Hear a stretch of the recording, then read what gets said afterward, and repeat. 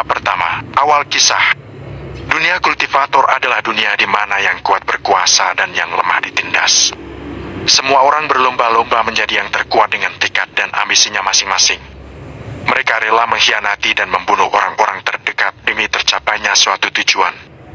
Seperti halnya hitam dan putih, di mana kehidupan ini akan selalu berdampingan. Begitu juga dengan dunia kultivator. Tidak sedikit dari mereka yang memiliki tujuan untuk menuju puncak kejayaan demi melindungi orang-orang yang dia sayangi dengan kerja keras serta tekad yang kuat. Perlu lumpur agar teratai bisa hidup indah. Perlu gelap agar cahaya bisa terang. Perlu hitam agar putih ada. Perlu derita luka agar benar-benar bahagia. Bagaimana kita kenal putih jika kita tak tahu apa itu hitam? Dunia kultivator sendiri terbagi menjadi beberapa benua, yaitu benua selatan, benua utara, benua timur, benua barat, dan benua tengah. Terdapat sebuah kekaisaran, kerajaan, kota-kota kecil maupun besar, klan, berbagai sekte dengan aliran putih, hitam, dan netral. Tingkat kultivasi dunia kultivator: bumi, langit, surga, raja, kaisar, pertapa, pertapa suci, spiritual, dewa, dewa bumi, dewa langit, awal menengah puncak. Di sebuah desa yang berada di benua timur, terlihat seorang pemuda berusia 12 tahun yang sedang berlari dengan menangis.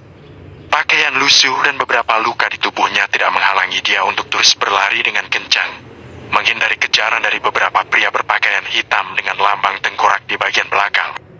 "Kakek, nenek, aku berjanji akan membalaskan kematian kalian dengan tanganku sendiri," teriak bocah itu dengan keras. Lin Fang, seorang pemuda yang sejak kecil diasuh oleh kakek dan neneknya. Dia tidak pernah mengetahui siapa kedua orang tuanya. Bahkan kakek dan neneknya tidak pernah memberitahukan tentang siapa kedua orang tua Lin Fang. Hanya sebuah kalung giok berwarna biru muda yang kini dipakai Lin Fang sebagai petunjuk akan identitas dia sebenarnya. 5 orang pria menggunakan penutup wajah berlari dengan kencang mengejar Lin Fang. "Jangan sampai dia memasuki hutan larangan, atau kita akan gagal membunuhnya," ucap salah satu pria yang sedang mengejar Lin Fang. Sangat aneh, dari mana kekuatan bocah kecil itu hingga mampu berlari dengan kencang tanpa kelelahan. Timpal yang lainnya dengan terus berlari. Entahlah, sepertinya kalung giok itu benar-benar memiliki kekuatan misterius seperti yang dikatakan Patria. Sedangkan Lin Fang sendiri terus berlari menuju hutan larangan. Setelah tiba di pinggiran hutan, Lin Fang berhenti sesaat menatap hutan di depannya. "Apa aku harus masuk ke dalam? Jika aku tidak masuk ke dalam, mereka akan benar-benar membunuhku," ucap pelan Lin Fang, kemudian membalikkan badan menatap pria yang sedang mengejarnya. "Lebih baik aku masuk, atau aku akan benar-benar tidak memiliki kesempatan untuk membalaskan dendam ini." Lin Fang dengan tekad kuat berlari masuk ke dalam hutan larangan tanpa memikirkan nasib selanjutnya. Hutan larangan sendiri menjadi salah satu tempat berbahaya yang ada di benua timur. Mereka yang memasukinya tidak akan pernah bisa keluar, bahkan untuk mereka yang telah menembus pendekar dewa. Melihat bagaimana nekatnya Lin Fang yang tanpa takut memasuki hutan larangan, membuat 5 orang pria yang mengejarnya sangat kesal. "Kejar! Jangan sampai dia masuk ke dalam!" teriak pria berpakaian hitam dengan nafas tak beraturan. "Dasar bodoh! Dia benar-benar nekat," ucap pria berpakaian hitam lainnya ikut menghentikan gerakannya. "Apa yang harus kita lakukan? Sebaiknya kita kembali, aku yakin dia tidak akan pernah selamat. Tapi, bagaimana jika Patria menanyakan kalung giok itu?" Mereka semua terdiam, hingga beberapa saat kemudian akhirnya memilih untuk kembali menuju desa. Di dalam hutan, Lin Fang terus berlari dengan menahan rasa sakit di sekujur tubuhnya.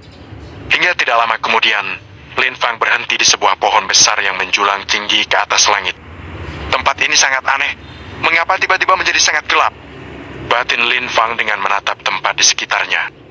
Saat Lin Fang sedang fokus melihat tempat di sekitarnya, tiba-tiba tanah yang dia pijak bergetar bersamaan munculnya sebuah pusaran angin yang menyapu apa saja yang berada di dekatnya. Sangat mengerikan.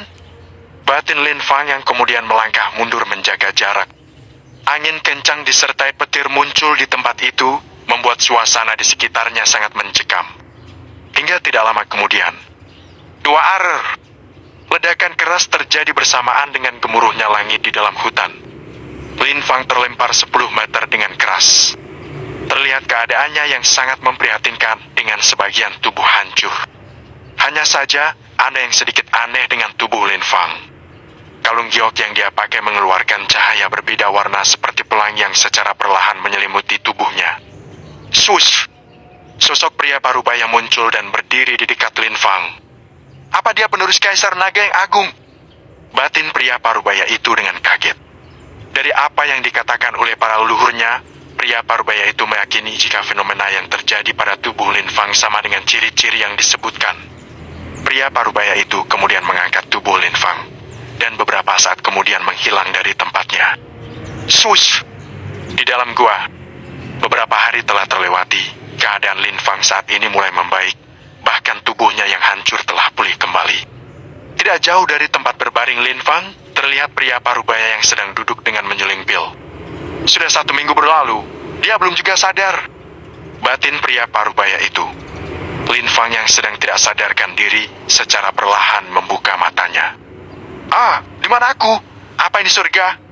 Ucap lemah Lin Fang dengan menahan rasa sakit. Pria parubaya yang sebelumnya menolong Lin Fang segera bangkit berdiri menghampiri. Anak muda, kau sudah sadar? Pria parubaya itu dengan bahagia. Tetua, dengan siapa aku berbicara? Tanya Lin Fang dengan menatap pria parubaya tersebut. Perkenalkan, aku Chan. Ucap pria parubaya itu memperkenalkan diri. Tetua Chan, aku Lin Fang. Apa tetua yang sebelumnya menolongku? Benar. Aku telah membuatkan ramuan herbal untukmu. Semoga saja setelah meminumnya keadaanmu lebih cepat pulih. Tetua Chan, yang kemudian berjalan ke arah meja. Lin Fang hanya diam memperhatikan Tetua Chan. Bahkan kini air mata mulai turun membasahi wajah Lin Fang. Kakek, nenek, Feng merindukan kalian.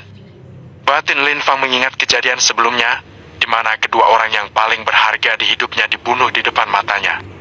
Kehilangan sesuatu yang berharga di kehidupan kita memang menyakitkan. Kesedihan dan rasa penyesalan memang akan hadir beriringan. Bahkan kehidupan yang bahagia tak akan pernah ada tanpa sedikit kegelapan. Kata bahagia akan kehilangan maknanya jika tak diseimbangkan dengan kesedihan. Akan lebih bijak jika kita menerima segalanya dengan kesabaran dan ketegaran. Mungkin sebenarnya kita tidak pernah kehilangan apapun dalam hidup ini. Mungkin hanya ditukar dengan sesuatu yang jauh lebih indah. Lin Fang mempercayai di balik semua ini akan ada cahaya terang di depan sana. Dengan kerja keras dan tekadnya, dia akan membalas kematian kakek dan nenek, serta mencari informasi mengenai identitas dia sebenarnya.